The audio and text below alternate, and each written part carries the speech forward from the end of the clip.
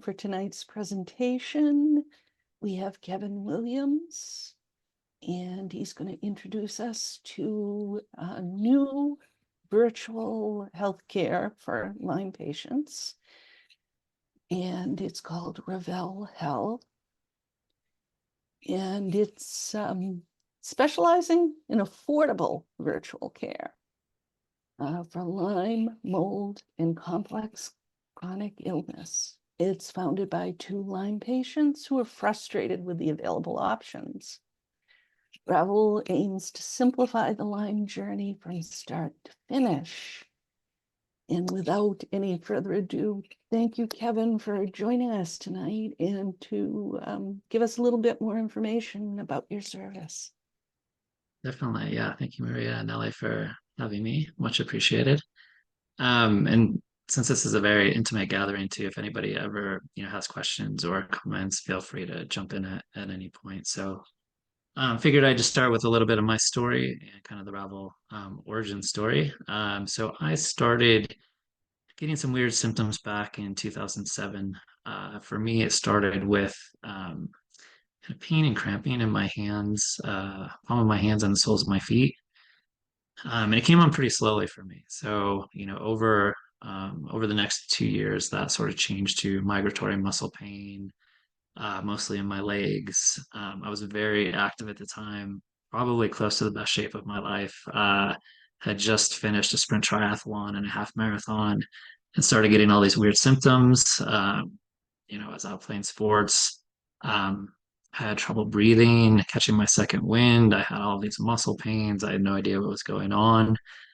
From there, it sort of progressed to these weird GI issues. So a lot of stomach upset, stomach pain, bloating, full upon just eating like a few bites of food. Had this knot below my sternum that sort of inhibited my breathing. And then from there, I went to, more neurological based symptoms. So I had, a lot of bouts of dizziness, maybe, 25 to 30 times a day, just sort of sitting behind my computer. I would get these waves of dizziness that would just kind of come and go.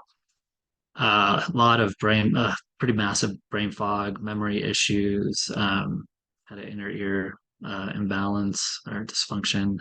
And so this was all over the course of probably 2 or 3 years from like 2007 to 2010, 2011. That whole time, I'd been going into my primary, trying to figure out what was going on. Obviously, was in the wrong place there. That person was not helpful at all. They actually told me after, coming in for like the 4th or 5th time, they actually said, "Well, it's you're not dead yet. It's probably not going to kill you. So just learn to live with it." And that was the last of that. So then started the journey at that point. Seeing, I don't know, a couple dozen providers. I'm sure you guys have all been in a similar position. I wasn't diagnosed until 2017 with Lyme and co-infections. So that obviously was very frustrating, kind of going through that. And what was born of that frustration was the desire to create something like Ravel. So I co-owned a software development company, had been wanting to do something in the digital health space, and had started on the initial iteration of Ravel around 2019, a couple of years in after getting diagnosed. I won't go into all of the 1 step forward, 3-step back stories about my treatment protocols and everything. So started kind of the initial iteration of Ravel in 2019. Ended up meeting Jamie, who again apologizes for not being here. She had a family emergency. Met her in 2020, 2021, and essentially started working on what would become sort of the current iteration of Ravel. We spent probably a couple of years really just sort of formulating what we wanted to do. We spoke to a number of providers, a number of organizations in the space, kind of running the idea by them, getting feedback before we even launched. And then last year in October, so almost a year ago to the day, October 1st, we launched our pilot Colorado with 30 patients and 7 providers. We wanted to keep it really small and tight knit so we could be flexible and nimble, as we got feedback from patients and providers. So we ran that for 6 months. Ended the end of March. Come April, we took feedback from all the patients and providers, and actually we sent out a couple surveys, during the pilot, and we took all of that feedback and we spent the next couple of months implementing that. So that was probably through June of this year. And then June, July, we actually went live into 9 more states outside of Colorado. So we're live in 10 states currently. Um, and yeah, perfect timing. I was just going to kind of run through high level, just sort of the process, that we have for patients to sign up, and, kind of keep this intro short and sweet. And then we can kind of get into the weeds on any questions you guys have. But essentially, patients, would come to the site, click on get started. So obviously, like, review everything, make sure, they understand our model, because it's a little bit different than well, it's quite a bit different than a typical clinic, I would say. But patients could come and click on get started, create an account in our patient portal. We have patients fill out an initial patient questionnaire. So we try to keep that pretty short. It's 10 to 12 questions. Once that is filled out, we have you guys submit that, or have patients submit that through the patient portal. We have a readiness assessment as well. Once we have that, we'll run through all of those responses, Jamie and I, with our chief medical officer. And then based on those responses, we'll match patients with up to 3 Lyme-literate providers. We currently have 7 providers. We have 2 MDs, 2 NPs, nurse practitioners, and then 3 NDs, naturopathic doctors. Once patients are matched, they will then schedule an appointment with a provider through the patient portal based on mutual availability, and then they'll work with that provider, based on where they're at in their personal health journey on diagnostics, treatment protocols, and then also kind of ancillary modalities depending on what the patient might need. We do work on a subscription basis. So Jamie and I are big believers in continuity of care. We've both been in a place multiple times where we've needed to see our providers and have not been able to get an appointment with them until like 2 or 3 months out.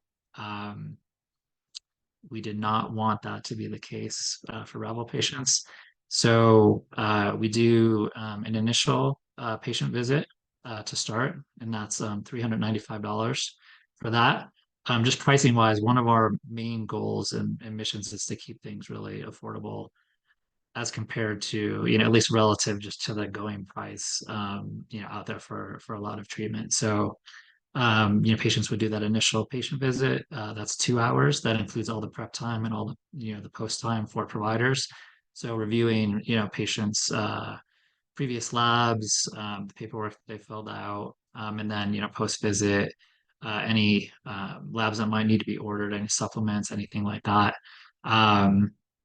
And then after that first visit, patients can pick and choose how they want to proceed on a monthly basis. So we have 30-minute, 60-minute, and 90-minute options available, and patients can upgrade and downgrade monthly as needed based on where they're at, within their patient journey.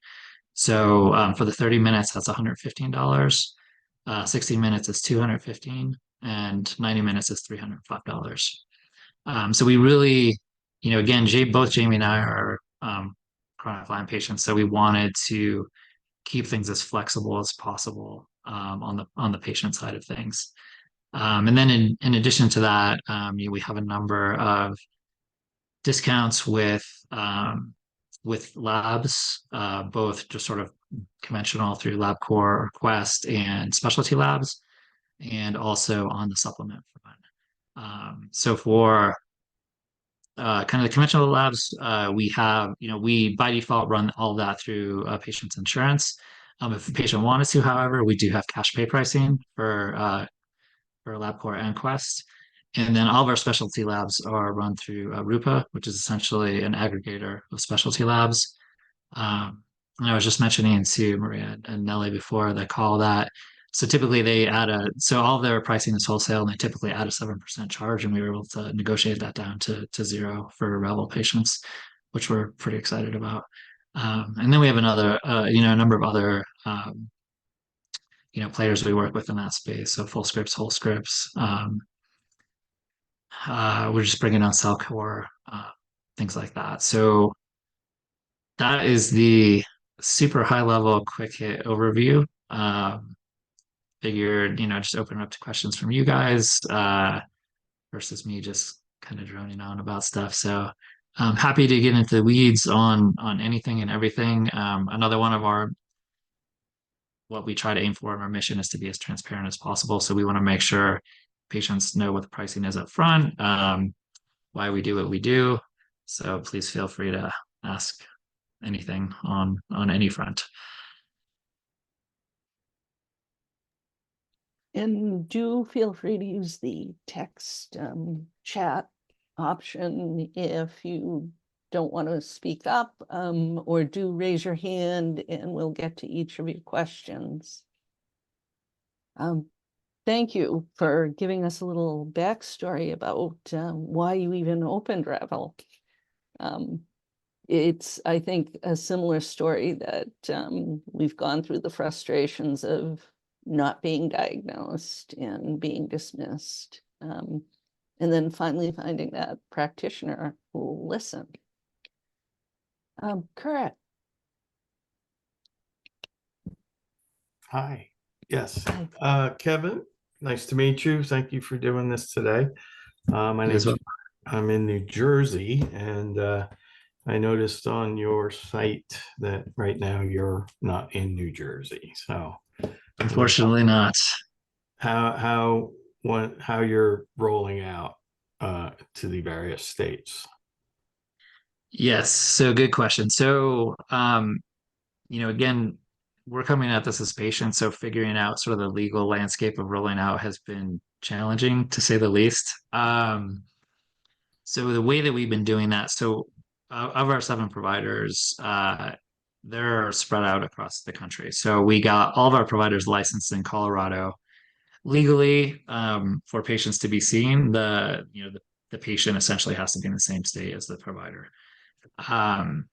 So we got all of our providers licensed in Colorado. A lot of those providers live elsewhere. So we have providers who are in Washington, Montana, Connecticut, Pennsylvania. So if the states that we expanded it to look a little odd, that's because that's where those providers actually have home licensure. What we're looking into now, so we're looking to sort of build out our providers, patient panels within those states as much as we can. Um, but my hope is that we're actually looking into something for the naturopaths specifically, because there are a number of states that don't have regulations in place regarding licensure. So it looks like we might be able to actually expand into those states immediately, which would add a significant number of new states, like 25 or 26 states. So the hope, and even outside of that, we're looking to expand into other states, well, really nationwide by the end of 2025 at the latest. So the hope is to be, we actually have a number of people from New Jersey on our wait list. So the hope is to be there sooner rather than later. Oh, great. Yeah, so I guess through your intake questionnaire, do you guys match a provider based on that, or how does the provider match up with patient selection process work? Yep, exactly. So yeah, so what the patient fills out just sort of lists, kind of patient history, what you've tried previously, if you've worked with other Lyme doctors. If you have any concerns around things outside of Lyme. So, for example, if you're like super sensitive to, smells or supplements or things like that, or you're worried about long COVID, and then what you as a patient would prefer your treatment approach to be. So whether that's more conventional or more holistic or integrative, sort of splitting the two. And then we'll take all of that feedback and we'll match that against our providers, where their sort of experiences, their areas of specialty, and then if they lean, a certain way. So, like for example, in Colorado, naturopaths aren't legally able to prescribe. Um, so if somebody wanted to, you know, have antibiotics or things of that nature, then we would, either match them up with an MD or an NP, or if they wanted to work with an ND, then we'd have an overseeing MD or NP for the RX piece. So we kind of take all of those responses and then kind of match them to where that, to our providers that line up best with what the patient's looking for. I could ask questions for the next hour, so I'm gonna let other people step up. So, but thank you, and I'll circle back, maybe email you or something. Sounds good. Thank you, Kurt. Amy. Okay, can you hear me? I can hear you. Okay. Okay. Hi, I'm seeing you, Maria. You can't see Kevin? No. You have to change your view. Okay. To gallery, maybe? Yes. Okay, there we go. Okay. Hi. Yeah. Yeah, so I assume I looked at the website very quickly, but you're not in Massachusetts, correct? Not yet, unfortunately, Okay. no. And what about Vermont? Not Vermont either yet. Not Vermont either yet. So Yeah. if somebody is interested, I'm thinking about this program for my daughter, actually, grown-up daughter. And you said you had wait lists, so it's worth to sign up and get on a wait list or not? I mean, Yes, definitely. So just to sort of clarify, so the states that we're live in, one of the big things that we want to mitigate is having to be on a wait list. So the states that we're live in, there are no wait lists. So if somebody wants to see a provider, they can get in immediately. The states that we're not live in, that's where we have the wait list. And it's right on the, Millie, I'm not sure if you're able to pull up the site again. So it's right on the main hero banner. Just right below the states that we're live in. If you click on that join our waitlist link, oh yeah, see it. I see it. yep.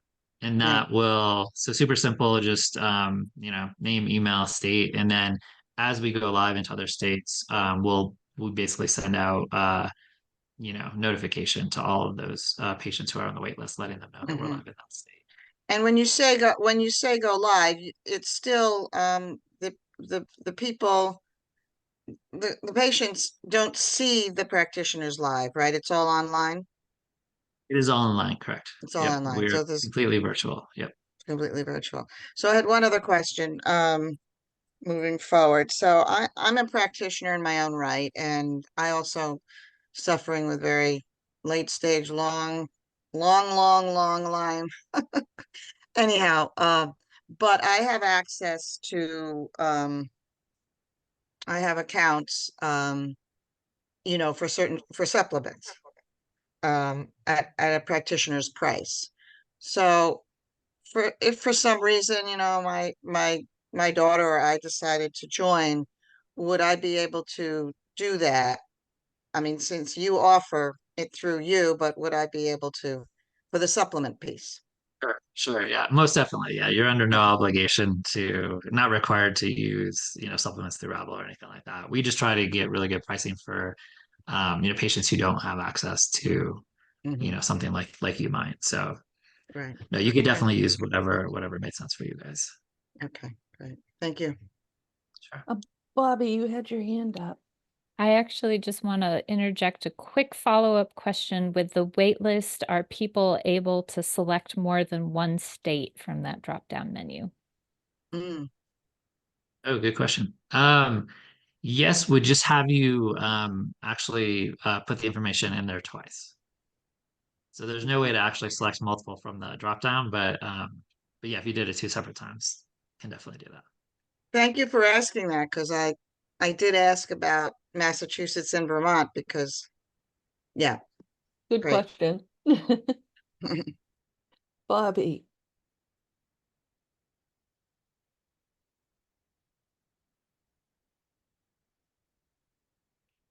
She's having trouble unmuting. You can type in your question Okay. too. Oh, Can there you you hear go. me? Can you Yes. hear me? Yes? Okay.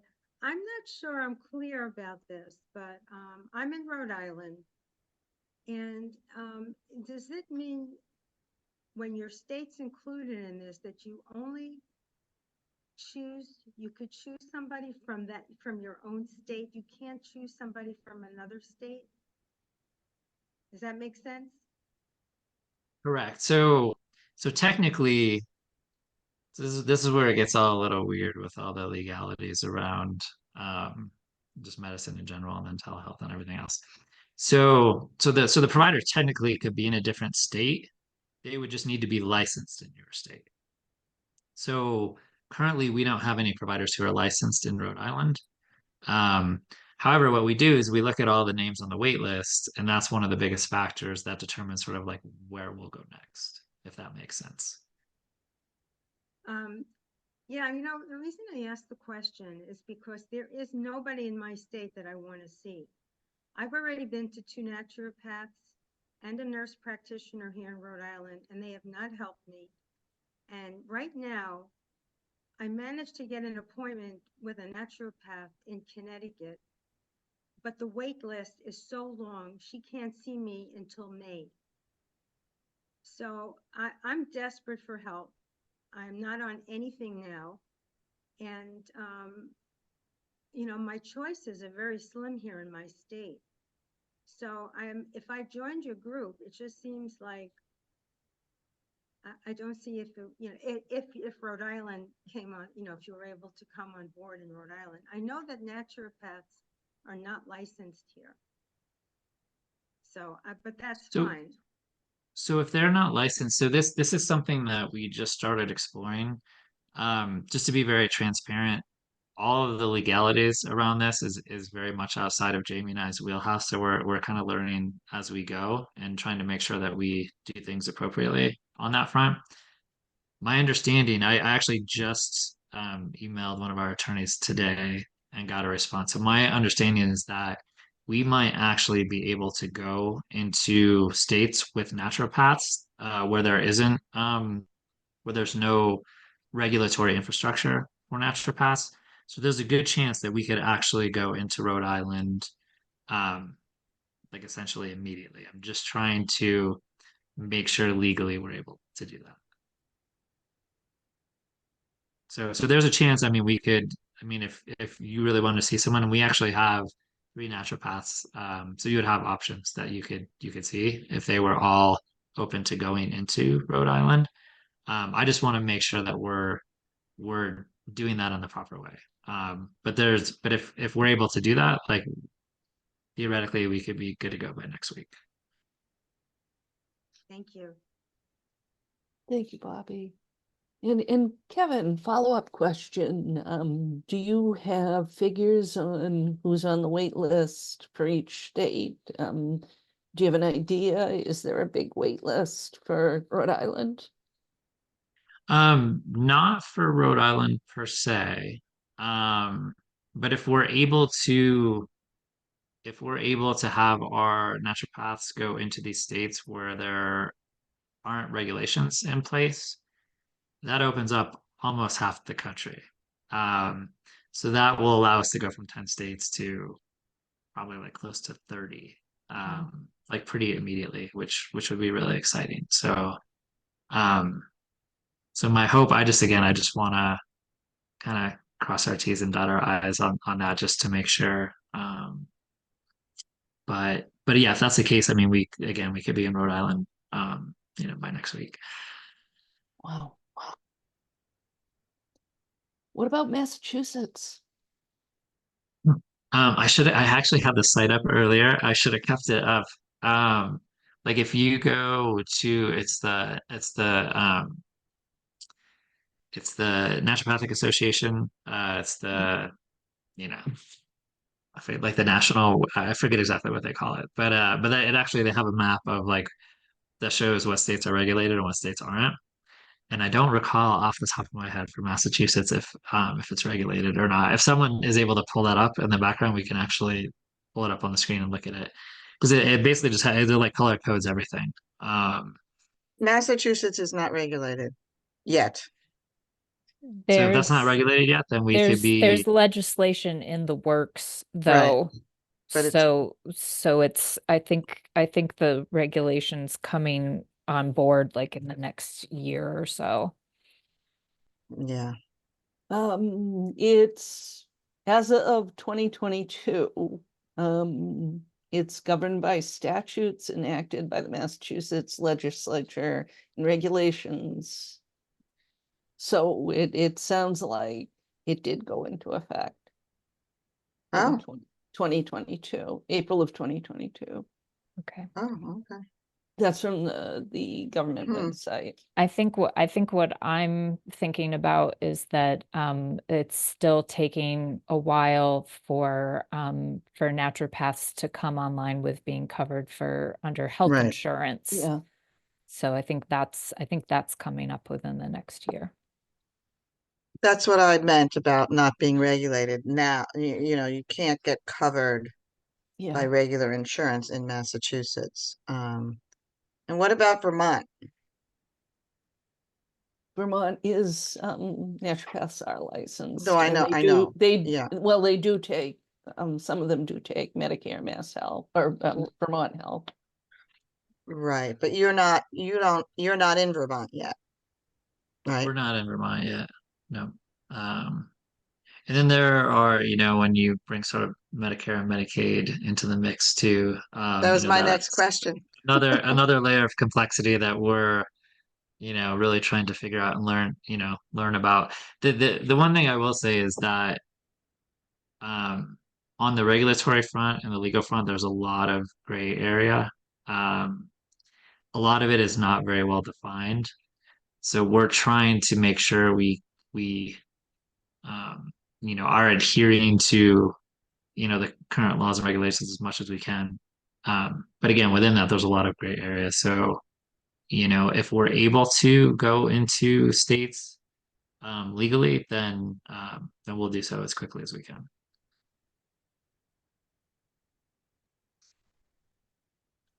Anybody else? Oh, Amy? I have another one, but if someone else, I've been talking a lot, so if someone else needs to go, I can wait. Marcy, did you have something you wanted to add? Well, no, I was saying it should be, I missed the talk because this is so early that it butted up against something else. So I don't know if there was a talk. Just a there- brief talk. All right, so I missed it. So it sounds like there's nothing up and running yet, and there's no insurance reimbursement. Is that correct? I don't even know what we're talking about here. So the basics are, it is up and running in several states. It's all virtual. And it's a subscription-based service. Okay, and And but it is cash pay, with a few exceptions. So similar to a lot of clinics, cash pay, but upon request, we'll provide a super bill to patients, so you can submit to your insurance company to see if they would reimburse.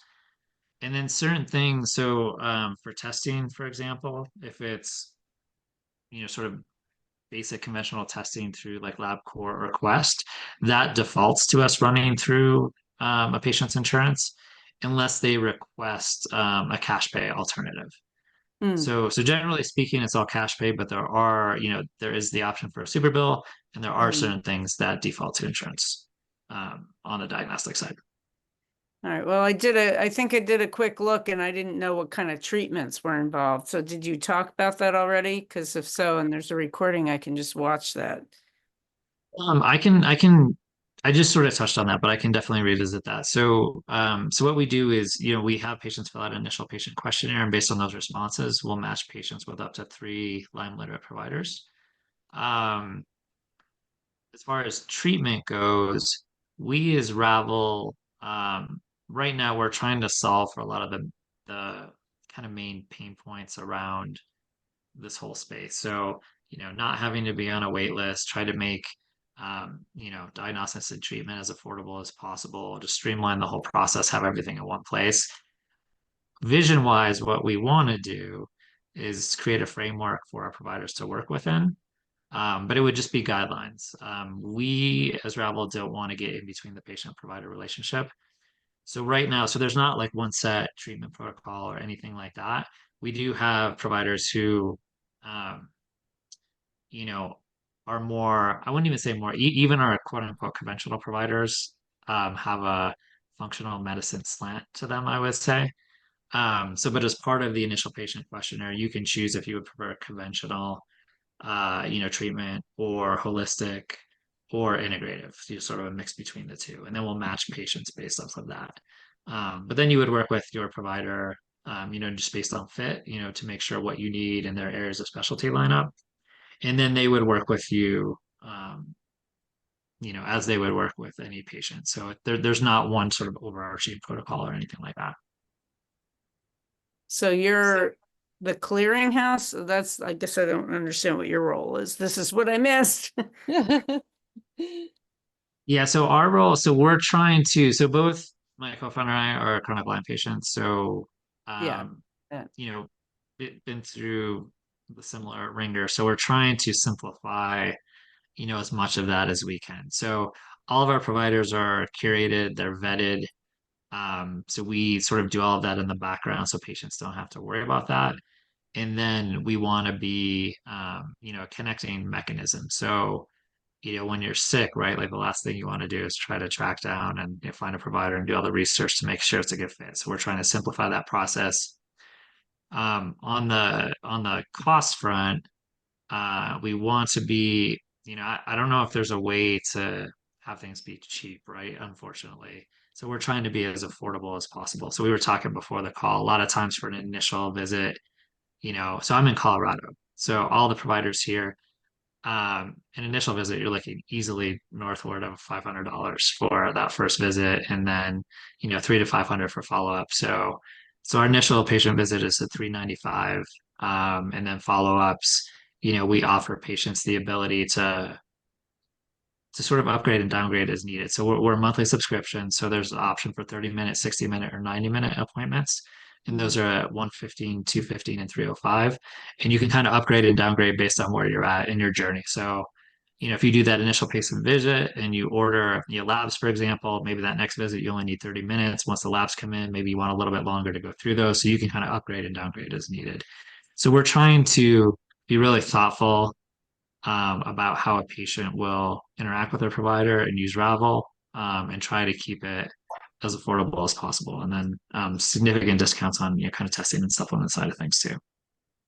So you're consultants, you're case manager type consultants. I don't know. Okay. I don't know if I would call us consultants per se, but we're trying to provide all of the wraparound services to providers so they can just focus on working with the patient, and to do so in a really simplified, cost-effective manner, essentially. Virtual office management. Bomb. What Thank does you.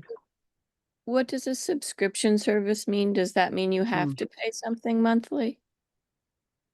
Yeah, so kind of, if you, same idea, sort of like a gym membership, right? So you have that, you can utilize it as needed. But if you don't utilize it in a certain month, you essentially still would pay for the membership. The reason we do that is twofold. So again, from the patient side of things, both Jamie and I are big on continuity of care. So I think I mentioned that. So both of us have been in a place where we've needed to see our providers and we haven't been able to. So we want to make sure that patients have the ability on a monthly basis to get in to see their provider. From the provider side of things, that's one of the pieces that allows us to keep the costs down. So the fact that the providers know that they're going to be paid on a monthly basis allows us to actually charge what we're charging, because we've heard from almost all of our providers that it's way below what they, a lot of our providers actually have, you'll have, personal practice. So they're using Ravel, currently to, sort of supplement their, their existing patient population. So having that piece on the provider side things as well allows us to keep the cost down. So does that mean that you would have to pay at least $115 per month? Yes, unless I'm glad you asked that actually. So if you get to a point where you know you're doing well and you want to maintain that access to your provider and then maintain all the discounts on the testing and supplements, and then we also have some ancillary programs that we have in place and that we're also getting off the ground. We do have a maintenance subscription that's $65 a month. Okay. So we tried to make that really affordable. And so that actually gets you a 15. So we have sort of a separate 15-minute patient portal, quote unquote, visit, which is really, you know, just an email through the patient portal. So a lot of times what was happening during the pilot is that you know, patients would work with their provider and then post visit they would have, you know, they would write in like 10 questions, like 10 really detailed questions. And, you know, for the provider to answer that, you know, it would take, you know, minimum 15 minutes to like a half hour. So we put in a 15-minute, you know, patient portal visit in place. And so as part of that $65 maintenance subscription, you get that 15-minute, you know, patient portal message with your provider if you need it. And then again, all the other, you know, kind of discounts on the supplement and diagnostic side of things. So is there a certain amount of time that you have to be subscribed at, like the $115 amount before you get to the 65? Yeah. So for that, we ask that patients do the initial patient visit, so the 2-hour visit, and then 2 monthly follow-ups. And then after that, they're able to transition into the maintenance subscription. Okay.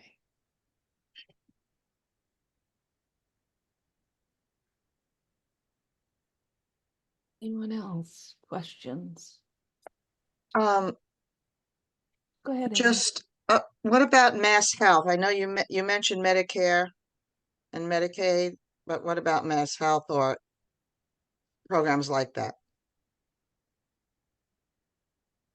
So I think that falls to Colorado, we have something similar, and I think that essentially acts the same as Medicaid. Hmm. So we would just sort of work around that, essentially the same way we do with Medicaid.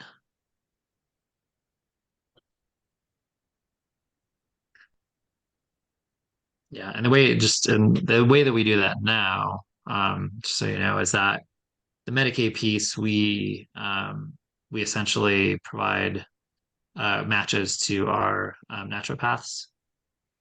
And then Medicare, all of our providers are opted out of Medicare except for one. So if someone was in, you know, had Medicare and wanted to use Ravel, we would just need to match them with um, basically any provider outside of the one who is currently opted into Medicare.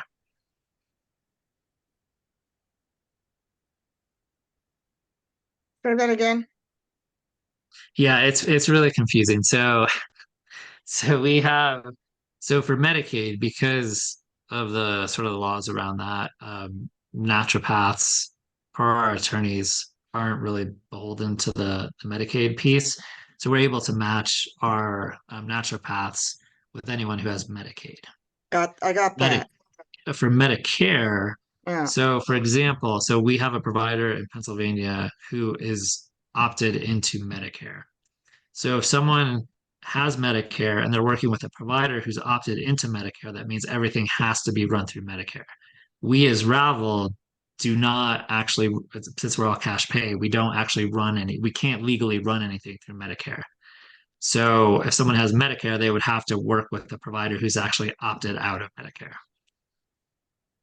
Now, what about lab tests and all that stuff in related to Medicare? Would that all be also again cash pay for a Medicare person? That would be cash pay unless you wanted to do that outside of Ravel. Mm-hmm. Okay. So it could So be, we're not legally able to run anything the way that we're set up. We're not able to legally run anything through Medicaid or Medicare. uh-huh. I just don't understand what would be the advantage of somebody using Ravel if they were on Medicaid or something like Medicaid or Medicare. Well, my understanding with those, and again, this is been a learning curve for Jamie and I because Medicare, Medicaid, and all the legalities surrounding this are very confusing. Um, is that similar to traditional insurance? They won't cover necessarily most things related to Lyme treatment. Mhm. Is my understanding. Oh, I had one other question. Do you, um,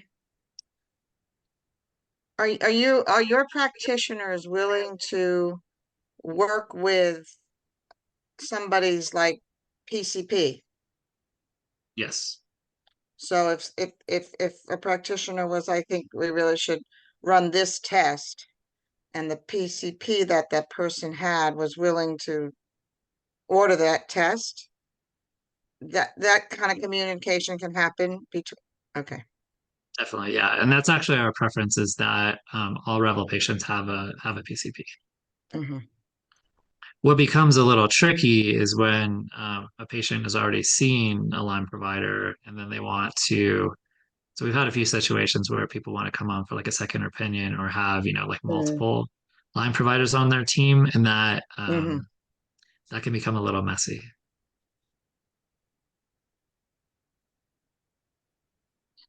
Are you planning to expand at all into alternative therapies like adding yoga or meditation or maybe a therapist to your team? Yes. So we were actually looking to bring this in like really quickly during the pilot, and we actually held off for a bit. So, but the plan is to bring in Lyme-literate nutritionists and Lyme-literate mental health therapists. We're big believers in the whole "it takes a village" mantra. So that's something that we actually have in place to a certain degree in the background, so we're not really advertising it right now. But we will make that a little more official, probably in 2025, as far as adding those other practitioners to a patient's care team. And then excuse me, outside of that, we're looking at adding other programs and modalities as well. So for example, we have someone who has a mold dog, and they work across like the interior of the US. And so mold dog will typically, they'll go into a home and they can actually sniff out mold. So Wow. and are much more sensitive than sort of standard, kind of mold testing. So we'll have discounts on that. We have a Hmm. partnership with the Gupta program on sort of brain limbic system retraining. Hmm. That's a piece that I think we're really going to try to weave in as we move forward. A lot of people who've been sick for decades, myself included. The brain limbic system piece I think is pretty key. So we have the partnership with the Gupta program. So their program annually is $399, and for Ravel patients it's $299. And then we're also partnering with some folks who do neurofeedback. And so we're looking at doing photobiomodulation and neurofeedback remotely, which is really cool. And so the hope is to, we actually kind of have something in place currently, and we're actually switching out the providers we work with on that front. But we'll have that piece available to patients as well. And then, other things that we want to look into, sort of partnering on are, uh, you know, um, like vagal toning and vagus nerve stimulators and things of that nature. And then we'll sort of continue to add on that front. So again, with the idea being that, patients don't have to go out and kind of seek on their own. We sort of do the research for them and hopefully have it in a much more convenient kind of one-stop shop place for them. That sounds great. Other questions? Correct. So I noticed too here that you help with mold toxin treatments and things like that. how does that work with respect to mold testing? I heard you reference the mold dog option there, but can you Yeah, give me insights there? sure. Yeah. And it kind of depends on the provider a little bit. So we have some providers who, have a little more experience on the mold side of things than others. So if that's, um, a known factor or a concern, then as far as the matching process goes, we'll definitely take that into account. And then, depending on the provider, they might use my Myco lab for testing, or they might use something through, Great Plains, maybe through Rupa. That, just sort of depends on the provider that, a patient is paired with. And then based off of that, depending on what comes back, they might work with patients on remediation. Obviously, different sort of binders that might make sense. So it just kind of depends on the situation there, but just high level, that's sort of the process. Yeah, it's really complex. I mean, I had to deal with that, so it's kind of, it was a shit show. Sorry, but Yeah, no, I'm with you. I did the same. I got in addition to Lyme, I got a serous diagnosis, and I went through the whole mold remediation thing and the shoemaker protocol. Shoemaker protocol actually almost killed me. Oh, Neither here nor there, but yeah, it's a lot, and it's but I do think that's a pretty significant missing piece for a lot of patients. I don't know what to necessarily attribute it to for me personally, but when I started feeling better, there were two things that I had done. I'd done the mold remediation, um, which to your point was a shit show. um, and at the same time, I started the sort of brain limbic system retraining, kind of with the neurofeedback. Um, okay. and I'm not sure if it was a combination of the two or one or the other, but something moved the needle for me significantly after that. That's awesome. That's happy for you on that. All right. Appreciate it. Okay. Appreciate it. thanks, Kurt. Anyone else? Questions?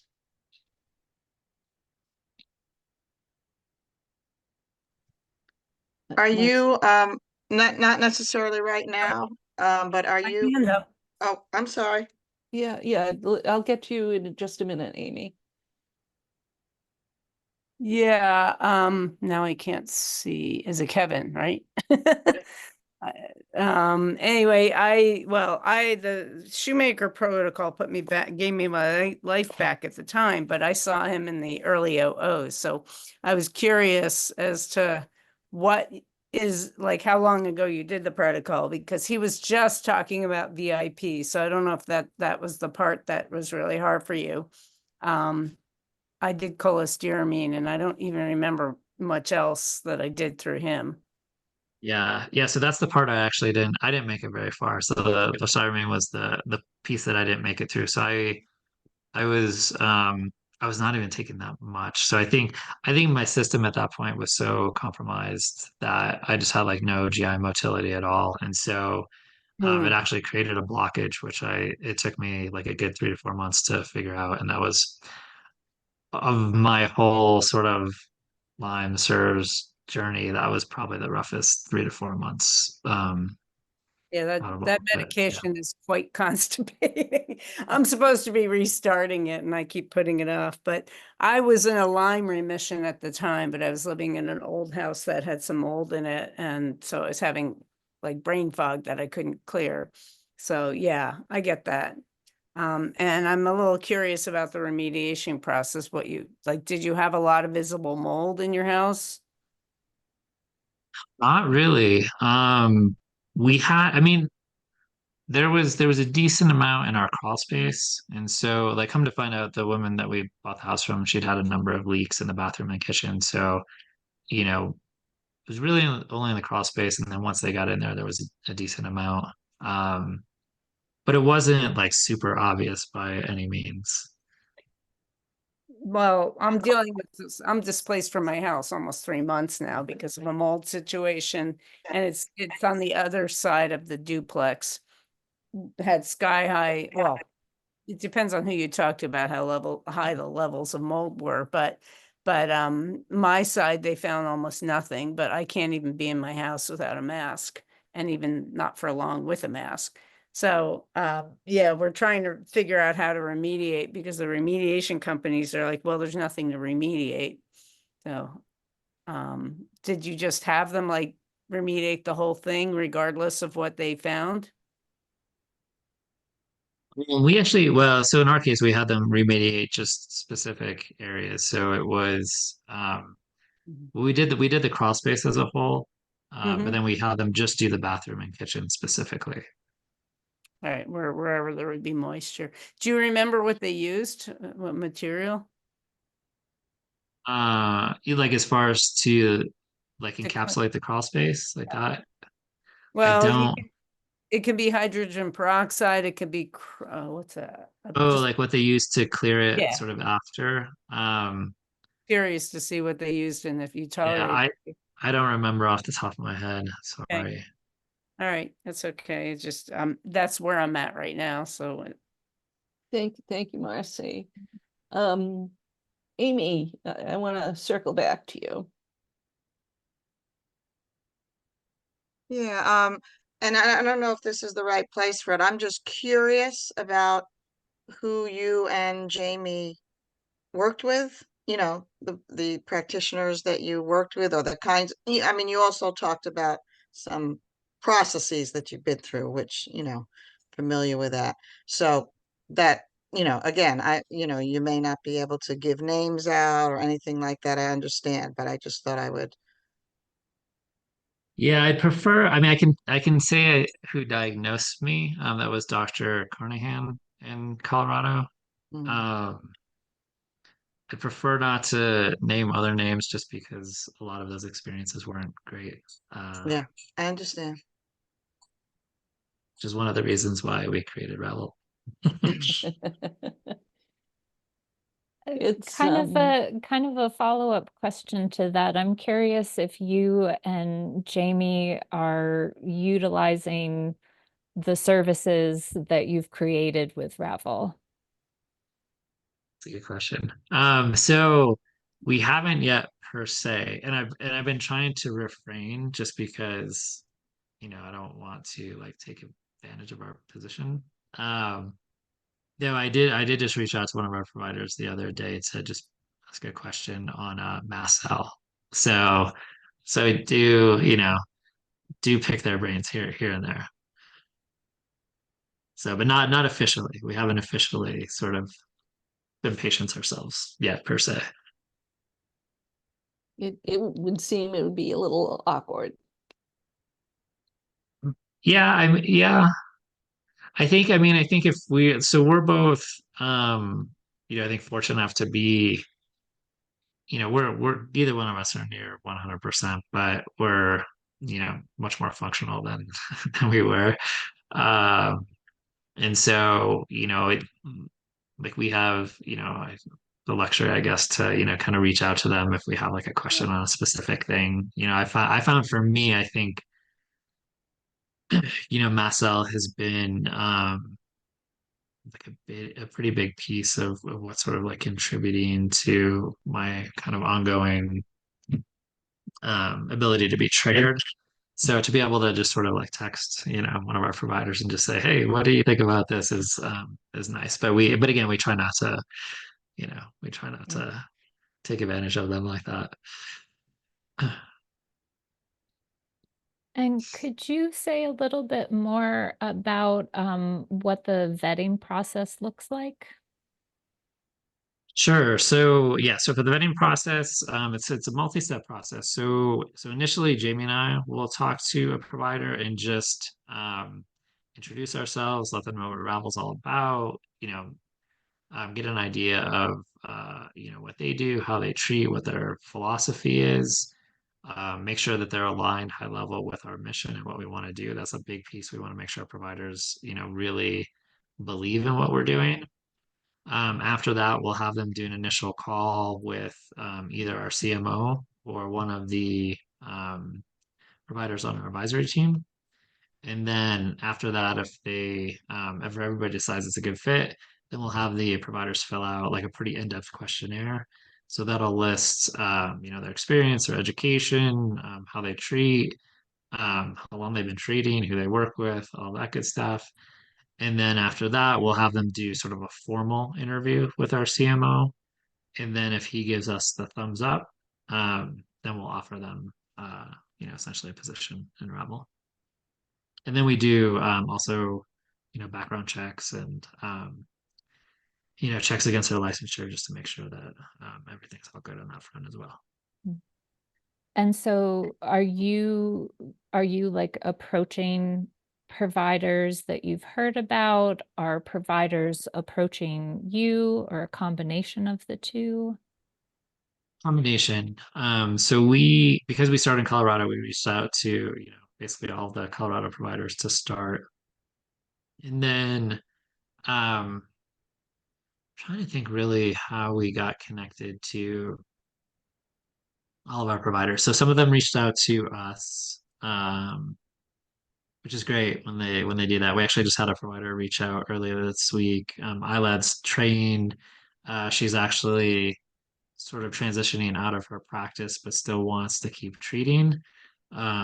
So she has a ton of experience. We're supposed to actually talk to her on Friday. So excited about that. So there's a little bit of both. So we proactively reached out to some. We had some reach out to us, and we probably talked to, maybe dozen and a half providers, and then, ended up with, kind of the 7 for launch.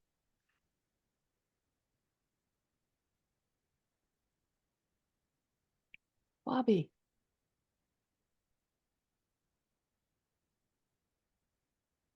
Well, Kevin, I hope you don't mind me asking you this.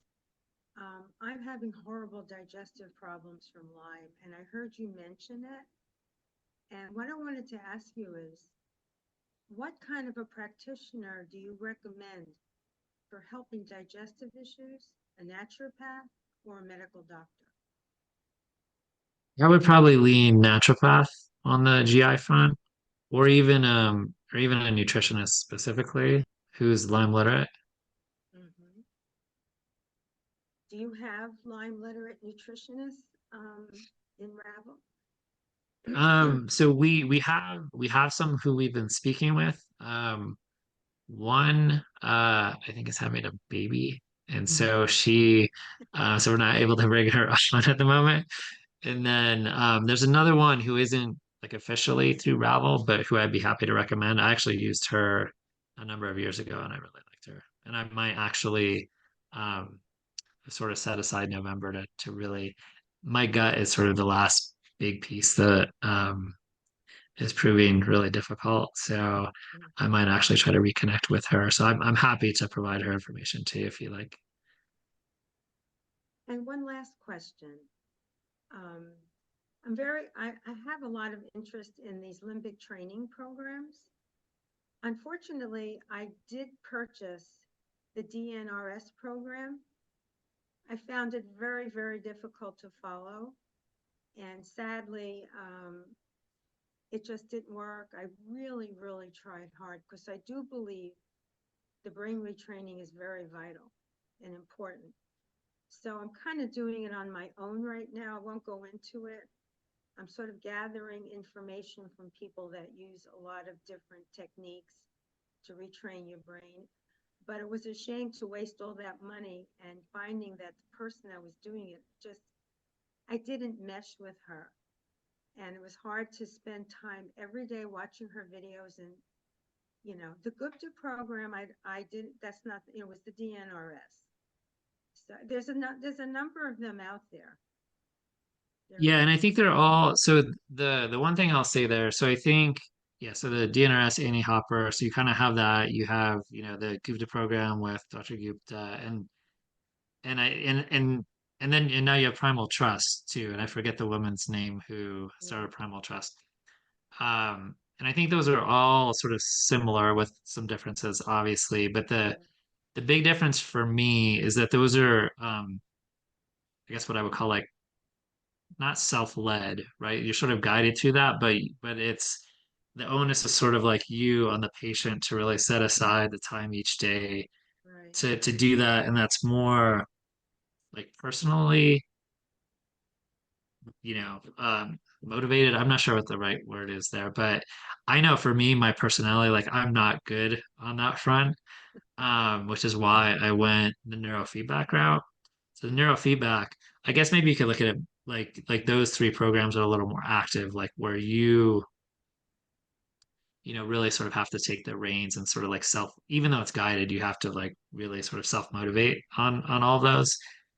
And I know for me, like I'm not great at that necessarily. So the neurofeedback for me was nice because it's a little more passive, right? So you more expensive for sure. The neurofeedback, when you talk about insurance, there are the neurofeedback options that are covered by insurance. So that could be something to look into. And that's nice because you essentially go in and your brain, sort of does the work in the background. You happy to talk more about it offline, but it's you go in for your sessions, you'll sit, you watch something, your brain is rewarded so you have to do a brain map to sort of get a baseline, and the whole idea is to get your wherever you are, whatever trouble areas there are in your brain, to get them back to like homeostasis. And so as part of the brain retraining, you get rewarded as you go, and the whole idea being over time get closer to being in that homeostatic place. And then there are other things too, and so we're not offering this remotely yet, but there's I'm actually going to one now where they do brain stimulation, they do PEMF therapy, they do red light therapy, and they do brain retraining. Um, I don't know. I think that's been a pretty big needle mover for me personally. Um, So I think between those programs, it's sort of like active versus passive. And passive works better for me. Thank you.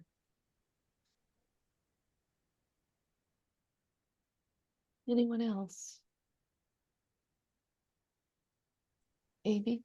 Would you be willing to put the name of the person that you were working with outside of, I guess it sounded like Revel, with the digestive issues? Hmm. Yeah, if you want to reach out to, I can just or if you want to, or Nelly, if you could just throw my email in the chat. So it's just Kevin@Ravel.health. If you want to ping me, I'm more than happy to share that information with you guys. Thank you.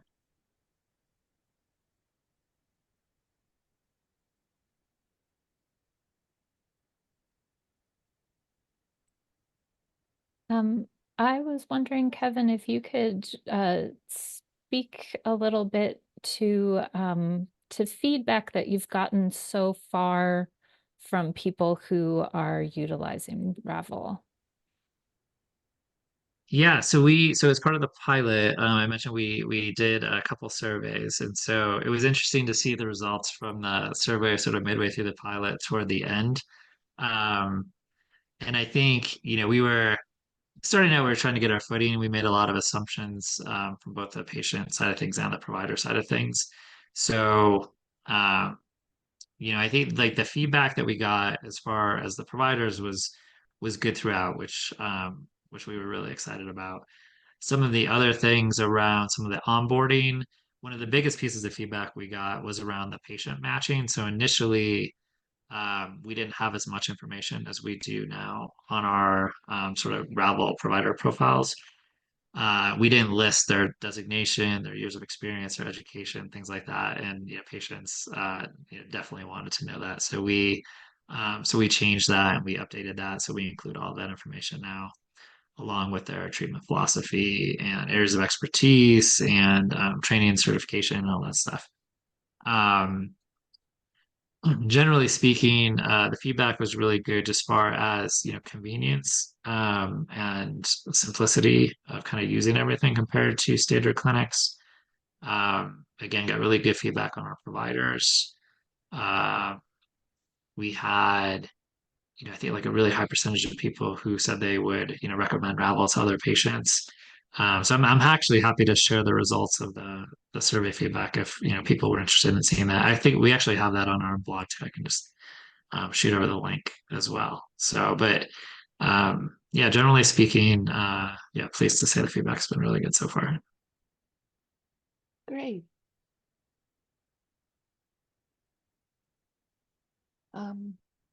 More questions?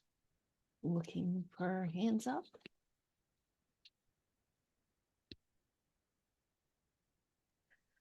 I was just interested in more about the biofeedback or the neurofeedback. If you do that remotely, do you need to have an initial visit to get the brain mapping? So really good question. So you can do it either way. So most people in that space would recommend that you go in person to get the brain map done. And the company that we're partnering with, that's based in Denver, has a network of providers they work with in other states.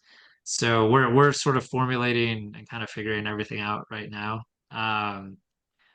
But ideally, you would get the map done in person, but it also can be done remotely. So if Okay. someone, if you're not able to get in somewhere or if it's cost prohibitive for some reason, you can actually do the brain maps remotely as well. Okay. Because I would consider my Lyme situation to more or less be in remission, but I have had 2 head injuries and keep running into things where neurofeedback is suggested, but haven't been able to. So I'm in Massachusetts, so I would not be eligible for Ravel anyway, but if Well, so that you bring up an interesting point, or an interesting scenario because like typically we would only offer the services to Ravel patients, but there aren't really any restrictions per se for doing the neuro specifically, because that doesn't really fall under all the other, sort of provider licensure regulations. So it's a really interesting scenario that I think I'll have to talk to Jamie about and kind of figure out if we could potentially like offer that outside of, being a patient. Mhm. But just a quick note too. So I didn't really mention this, but I've had multiple concussions myself. And I think that's played a pretty significant role in just sort of weakening, kind of my overall immune system. Um, and so then like the neuro, I'm not sure how much is, concussion versus Lyme versus, some of the other stuff that's going on. Um, but yeah, but it is often recommended for brain injury. Thank you. Thank you, Natalie.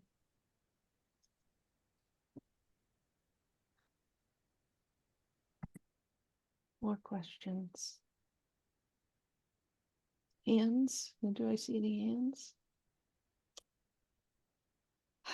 I think you've answered quite a few questions that I didn't even anticipate for tonight. There's some great audience feedback. And I thank the people who stayed, and we've learned quite a bit about Ravel Health. Appreciate everybody taking the time. This has been great.